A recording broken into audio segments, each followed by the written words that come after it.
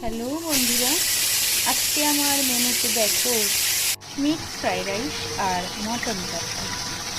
তো আজকের মেনুটা আমি তোমাদের সাথে নিয়ে চলে এসেছি। খুব সিম্পল একটা মেনু আমার, মিক্স ফ্রাইড রাইস আর মটন কষা।